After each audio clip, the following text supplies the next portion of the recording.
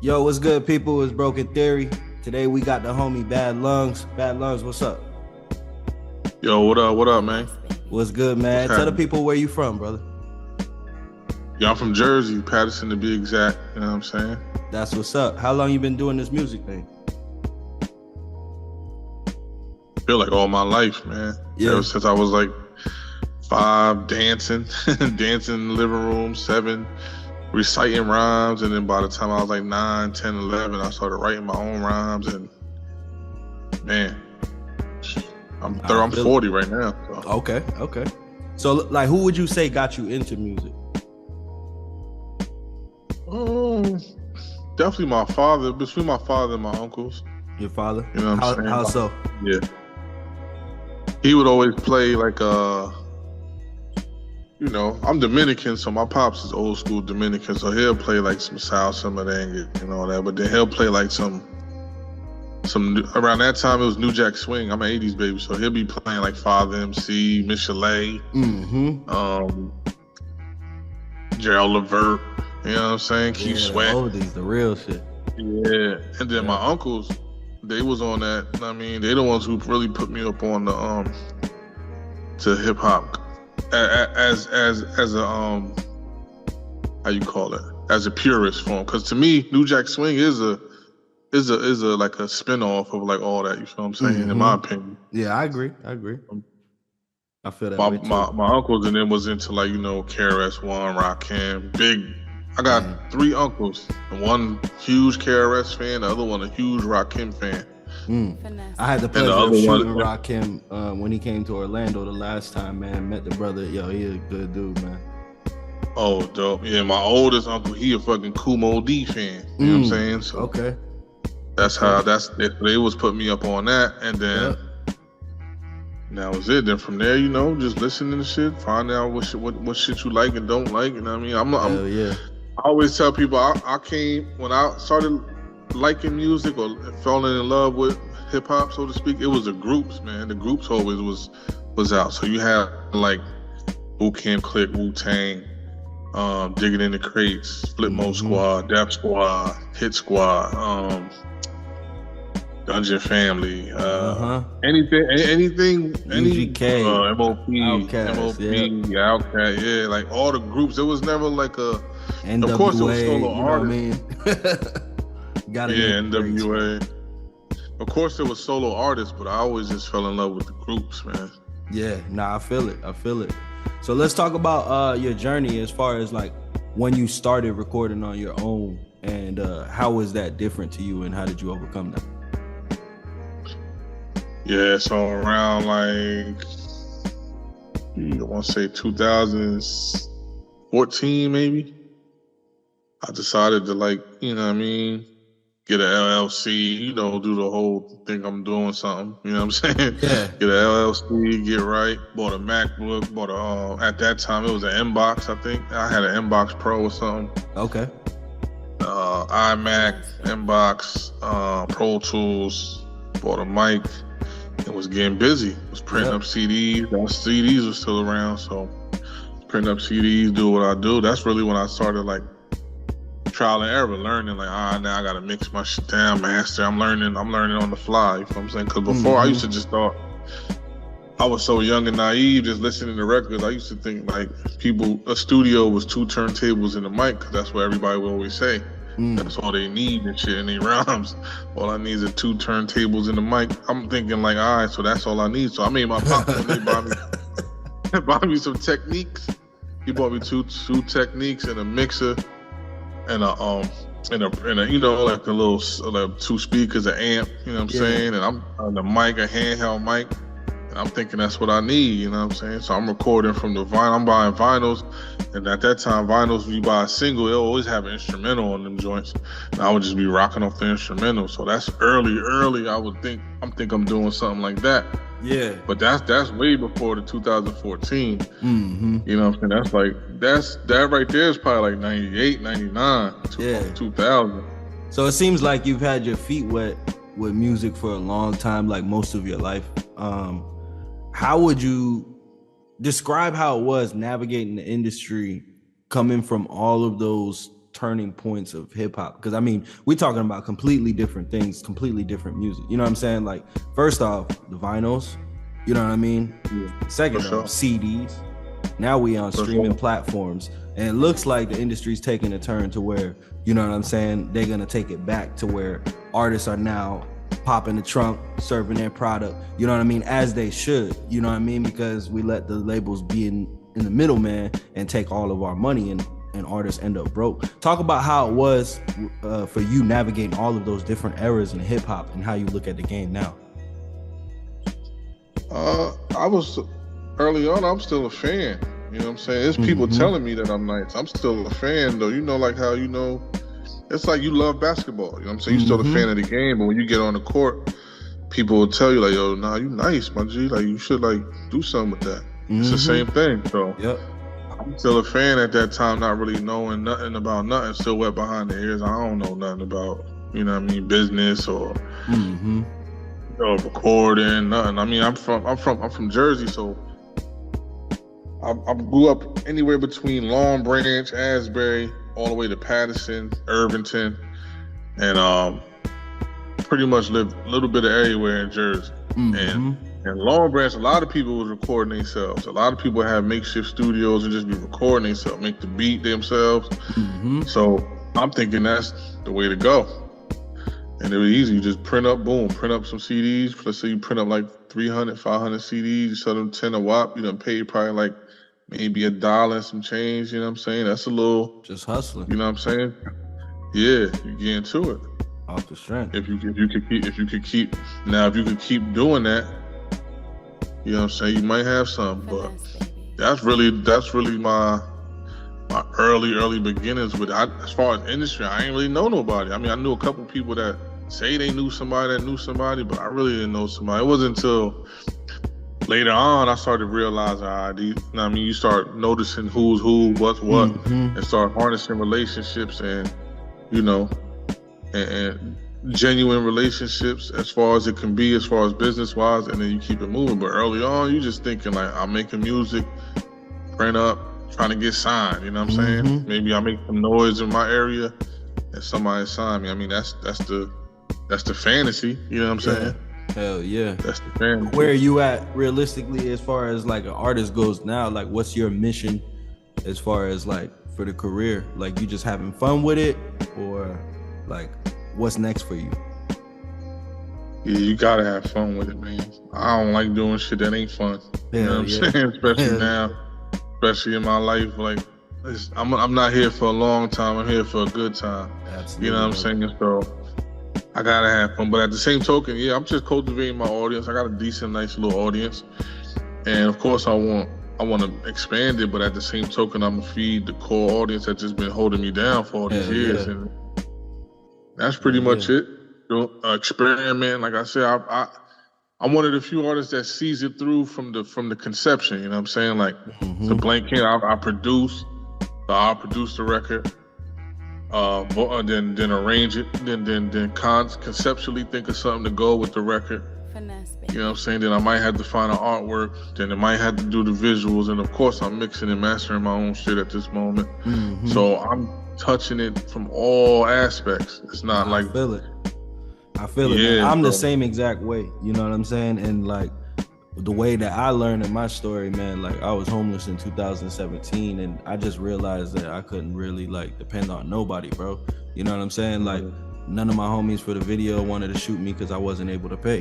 And that's when I realized like that the relationship wasn't really like genuine, you know what I'm saying? Because it wasn't that like we was just having fun with this shit and just doing what we do. You know what I'm saying? It was literally a business for them. And I respect that. I just couldn't contribute at the time because I was fucked up. You know what I'm saying? So I just looked at every situation to where I was asking people and they wasn't showing up for me.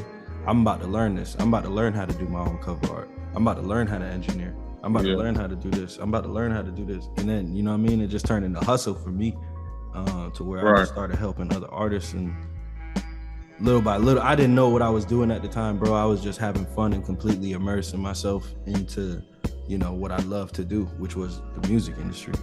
But now it's to the point to where I can help so many artists and you know what I mean, like in the process benefit off of it as well. And my long goal, bro, is to change the world. You know what I mean? As far as like with the youth, you know what I mean? Because I look at it, if I could pay it forward and be that person that nobody was there for me, you know what I mean? The way nobody was there for me, bro, I pretty much won in my eyes. You know what I mean? So that's what I've been trying to do. That's what I've been trying to do with this platform as well. Having talented artists like yourself, man. I had no idea that you produced, engineered, and was the artist. Like it's crazy, bro. That's the trifecta right there. Yeah, for sure. Got to, man, because you know that you don't want to, like, when you dealing with, especially the type of music we making, it's not it's not really a big pot at the end of the railroad, you know what I'm saying? So people ain't gonna jump up and move as fast as, you know, different genres that got a decent amount of financial stability involved. I will say though, the boom bap market has been going on an uproar, you know what I'm saying, since like the J. Cole's and Kendricks, and you know, it's been creating a whole new wave of young rappers that want to rap like that as well. You know what I'm saying? Oh yeah. Well, that's the thing. I'm the rapping part of it, like, take the beats away, right? Because boom bap is just nothing but a beat. And I don't even like saying boom bap, but I say that just so people can understand where you coming from. What I'm talking about, yeah. But the rapping part of it, yeah, they've been all the top. They get that misconstrued too. Like, all the top MCs in the game is rappers. Like, all like rap, they could rap on whatever. You give them a metronome, they're gonna rap on it.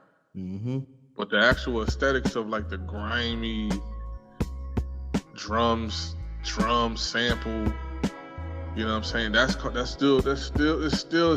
still a cultivated corner it's in. You know what I'm saying? Like, some people are doing it and they putting their little splash on it and making it, you know, brighter so it could be commercial, I guess. But the real grimy old bubblegum beneath the Timberlands type of sound. That's a good way to put it, bro. That shit's still on timeout in the corner somewhere. Well, if you know, you know. If you don't, you don't. You know what I'm saying? Nah, I feel it. No matter how much we be like, yo, that's he moving, or he doing his thing, or nah, he on the come. You could bet your bottom dollar for every 10 people you put in the room, about 7 of them don't know who the fuck you talking about. So on that note, bro, let me ask you this, right? Who would you say are 5 artists that kind of like shaped your sound or inspired you creatively to like be the artist that you are? The Wu, my favorite rapper out the Wu is Master Killer. Okay. I always fuck to Master Killer.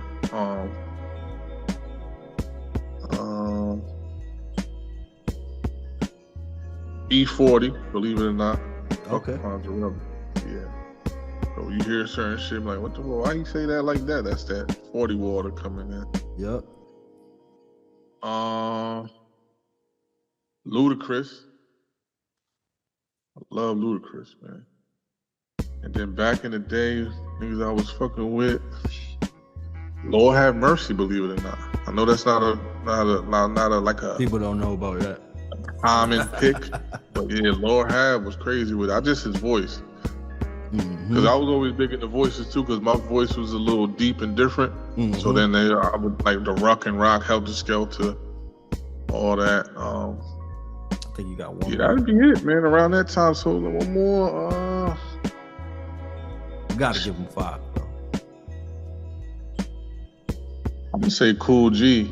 Okay. That's about as far as I go. I mean, Eddie Kane, Big Daddy Kane, nice too. KRS, nice. Rakim, nice. But I'll say Cool. Man, you said some legend. If you ask me out of all of them, who would you gravitate towards more? I'm like, Cool G. You said some shit. Yeah, he was a bad motherfucker back in the day, bro. That's his name. With the K. It was just like, man, that era of hip hop, bro, was so cold because it was like. Oh, Pun too. I can't forget Pun. Yeah, nah, definitely. Describe the role collaboration has on your creative process. Like, do you collaborate a lot?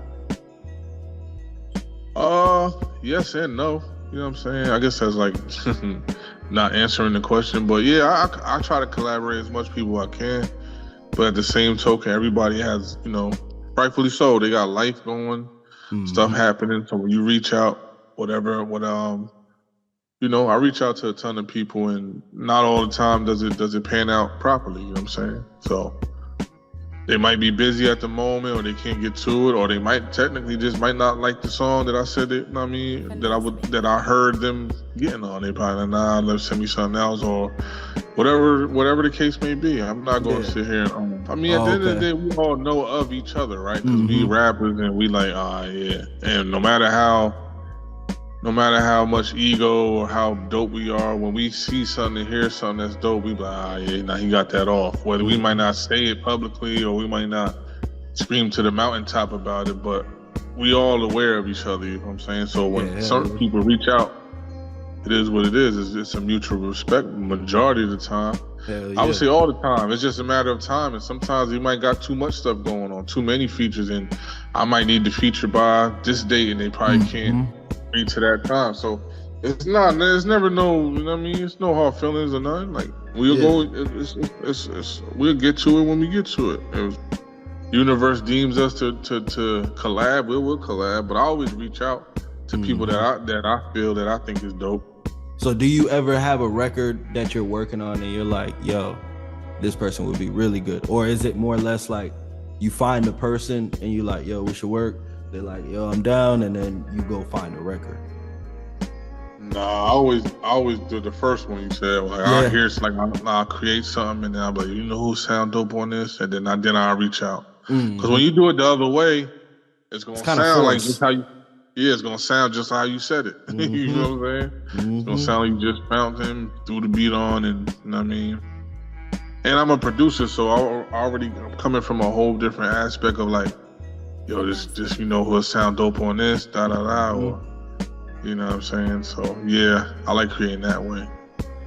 So tell me, how do you handle criticism and how do you stay motivated at the same time?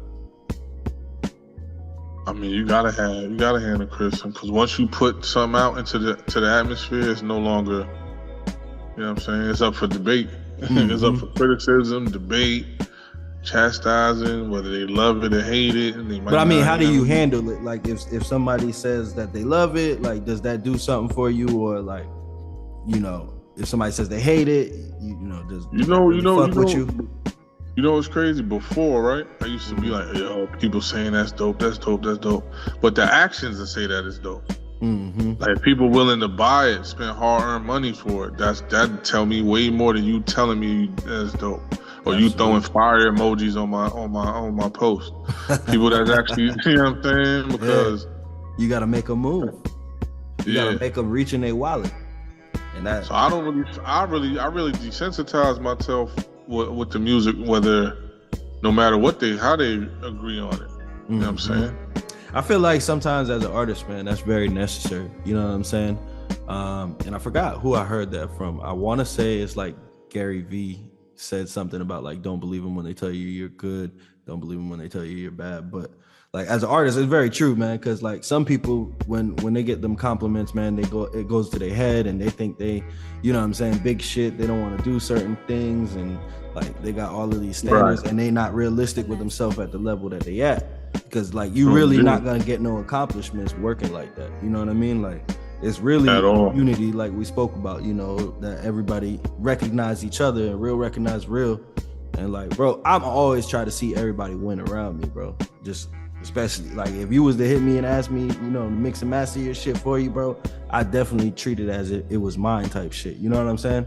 So it's like some shit to where it's like, if you're not operating like that, you just gonna be at the bottom type thing. You know what I'm saying? And I feel like artists, exactly. Artists always like that. It's about how much value you could bring when you're in the room. You know what I'm saying? Like someone like yourself being able to mix and master, produce, write songs. You have so many different bags that you bring so many different aspects of value just from being in the room. You know what I'm saying? And it's like when people understand that shit, it's like that's how you really build, bro. That's how you really make hit records. That's how you really, you know what I'm saying? Because if you look at all these hit records, bro, they got like 8 to 10 writers. You know what I'm saying? They're not playing fair no more. That's a fact. They are not playing fair anymore, bro. They going for the money. You know what I'm saying? And it's like, we could either sit here and complain about it, or we could build our team and fight back. You know what I'm saying? And I'm not saying that we all need writers, but I'm just saying, taking it back to the culture, to what it was about, making good music, making good songs, making shit that makes people move, bro. Like if we do a song, you know what I'm saying? When we do a song, you know what I'm saying? It's gonna be like awesome shit to where both of our audience are now aware of us, and it just mutual benefit. You know what I mean? So it's like on some shit, bro. Like, I don't know, man. Your perception is something that can make or break you as an artist. I feel like, me personally. Yeah. Yeah, man. I mean, you know, art is subjective at the end of the day. So however they receive it. But how you create it, it's not like, you know, a lot of people like to parallel it with like you sitting in the foyer with an easel with a blank canvas and you just painting away. Nah, this music is like more so cinematic. Like, it takes mad people to create this film, dog. Mm-hmm. You know what I'm saying? And everybody plays a part. Now, if obviously the artist is the main character. Yeah. But yeah, it takes a squad, man. Like, to breed new ideas, fresh ideas. Mm-hmm. What you think about this? You know, it'd be dope. We made an album talking about this word. You know who produced that?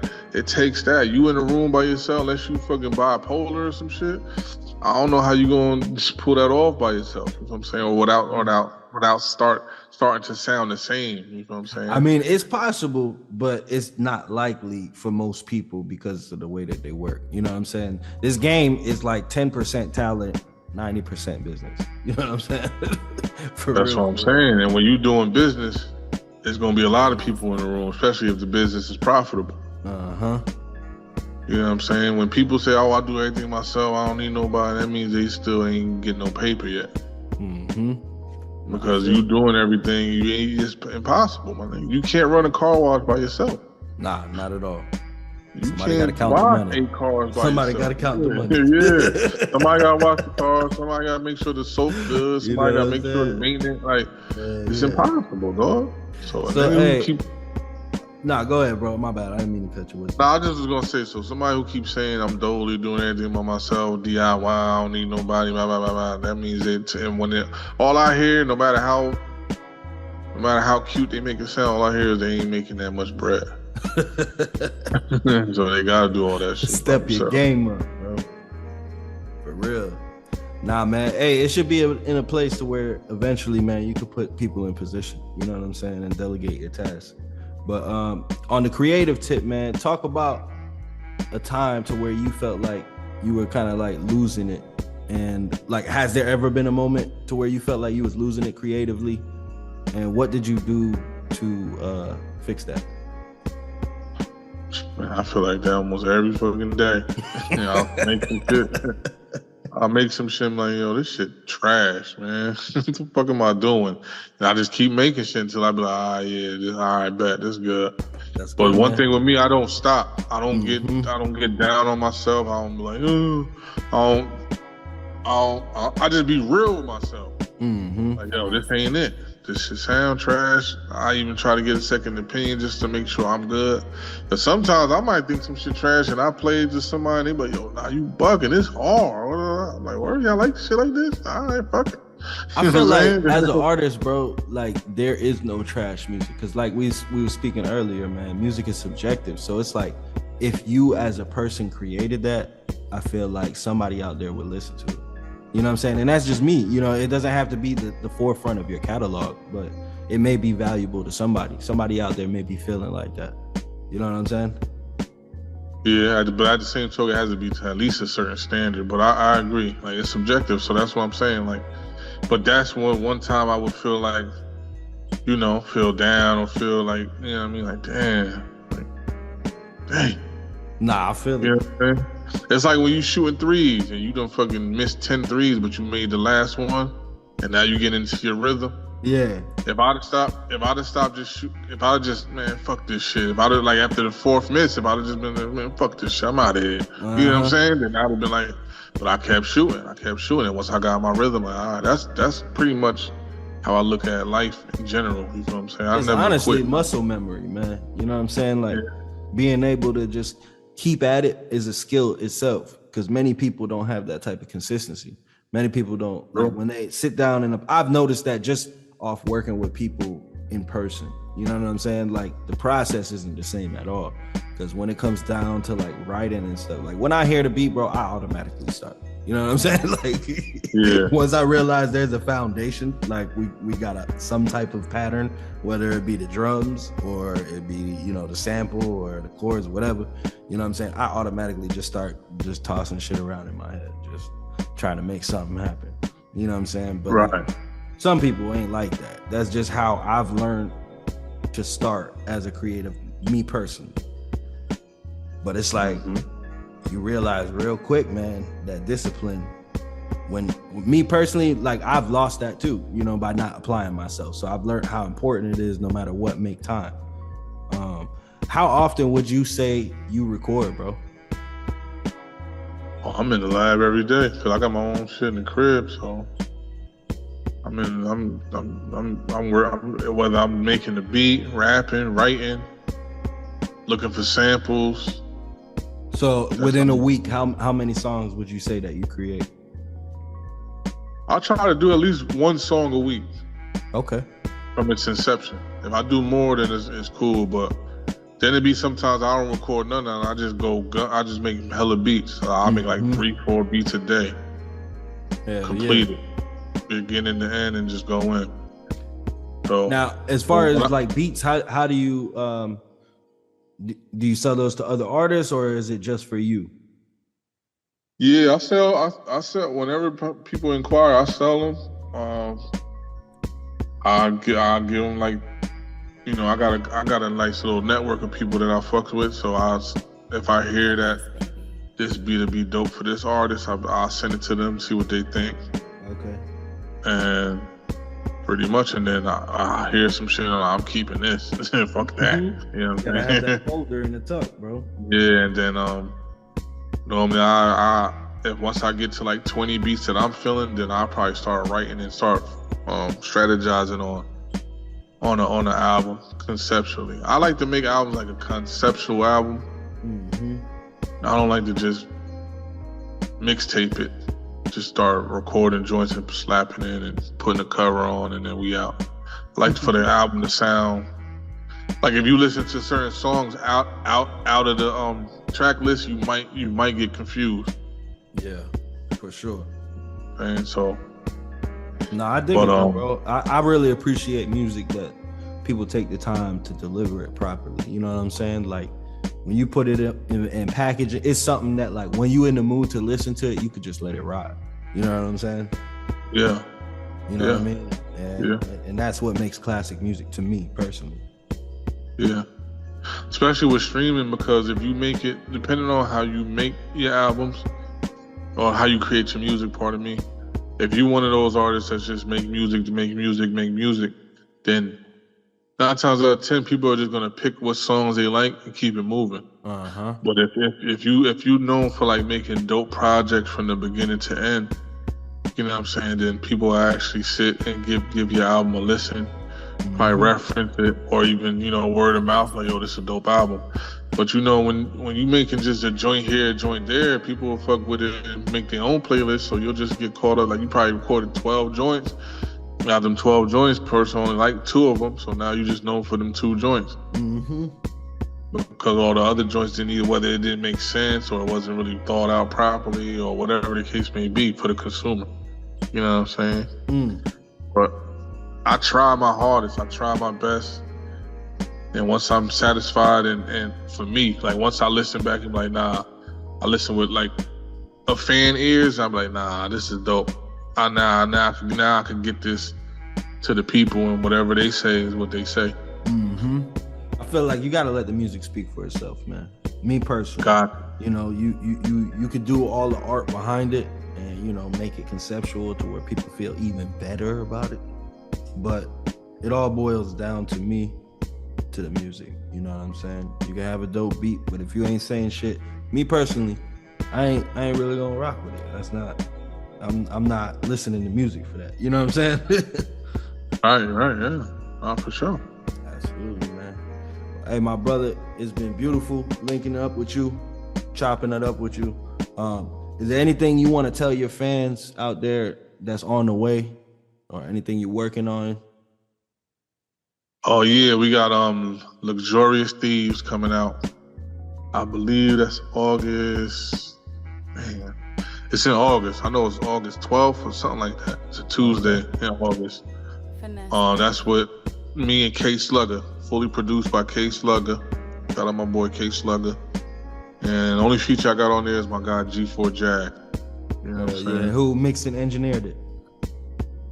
Me and Slugger mixed and engineered together. I mixed it and then he went back and put because he produced the whole shit. So when he went back, he just added like the,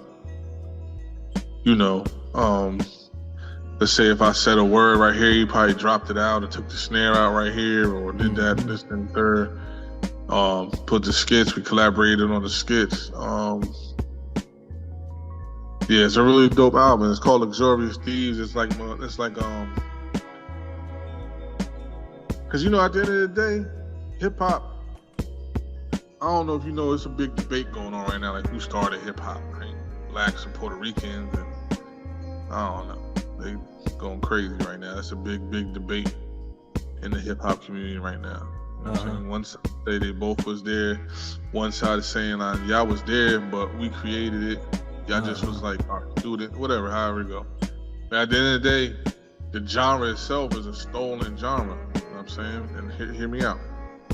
We to create the music that we love, we had to steal breaks. We had to go find sounds and source material that we like, because none of us really was, playing instruments like that in the hood. You know what I'm saying? But once we got it to where we tweaked it and got it to how we liked it, that was the highest thievery we could ever did. Luxurious.